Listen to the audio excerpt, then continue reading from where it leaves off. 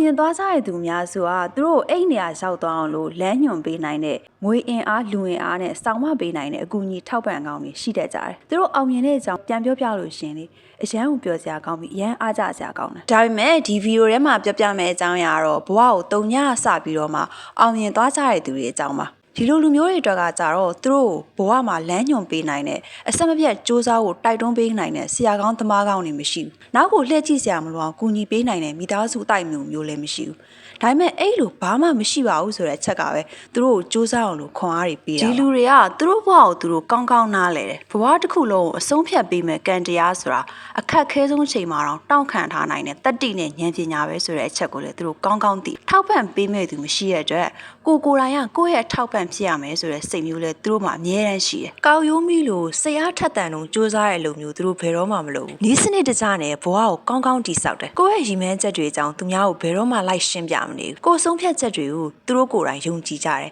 ။သူများအကူအညီနဲ့လုပ်တာမဟုတ်တဲ့အတွက်တခုခုဆုံးဖြတ်ချက်ချတော့မယ်ဆိုရင်ဘယ်သူ့မှခွင့်တောင်းနေစရာမလိုတာတော့သူတို့ရဲ့အားသာချက်ပါ။ဒီနေရာမှာတခုပြောစရာရှိတာကူညီမဲ့သူရှိတဲ့သူတွေကတော့သူတို့ကိုလမ်းညွှန်ပေးမဲ့သူတွေရှိတယ်။သူတို့အတွက်ဆိုရင်အမြဲတကားဖွင့်ထားပါတယ်ဆိုတဲ့သူတွေအမြဲရှိနေတဲ့အတွက်သူများထက်နှာတစ်ပြားတာပြီးတော့ရှေ့ကိုမြန်မြန်ရောက်နိုင်ပါတယ်။ဒါပေမဲ့ကိုယ့်ဘာသာရုန်းကန်နေရတဲ့သူတွေကပို့ပြီးတော့အဖိုးတန်ပါတယ်။ကြာရှုံးသွားရင်ဘလို့ပြန်ရက်တည်အောင်လဲဆိုတော့ကောင်းကောင်းသိတာကိုယ့်ဘာသာရက်တည်ခဲ့ကြတဲ့သူတွေပါ။ကြာရှုံးတဲ့တန်အောင်လဲသူများထက်ပို့ပြီးတော့ခံနိုင်ရရှိတယ်။ဝေဖန်ခံရတာအထီးကျန်တာတွေကိုအေးအေးဆေးဆေးဖြတ်တန်းနိုင်တယ်။ဒီလိုခွန်အားမျိုးတွေကသူတို့ဘဝကိုတဖြည်းဖြည်းတိဆောက်ပြီးမှရလာတဲ့ဘသူမှမတူပါနိုင်တဲ့ခွန်အားမျိုးတွေပါ။ကြာရှုံးသွားတဲ့ချိန်မှာစိတ်ထက်ကြတတ်တဲ့သူကအောင်မြင်မှုရရင်လည်းခဏပါပဲ။ဘဝဆိုတာဖြစ်လာတဲ့အခြေအနေတွေပေါ်မှာအကောင်းဆုံးလိုက်လျောညီထွေဖြစ်အောင်နေနိုင်တဲ့သူတွေကိုပဲဆုလက်တွေပေးတာပါဘဝမှာအမြဲစူးစမ်းအထောက်နေတဲ့သူအခက်ခဲတွေကိုအခွင့်အရေးတစ်ခုအနေနဲ့ပြောင်းလဲနိုင်တဲ့သူတွေပဲဒီဆုကိုရကြတာပါဘဝကိုတုံညစပြီးအောင်မြင်သွားကြတဲ့သူတွေက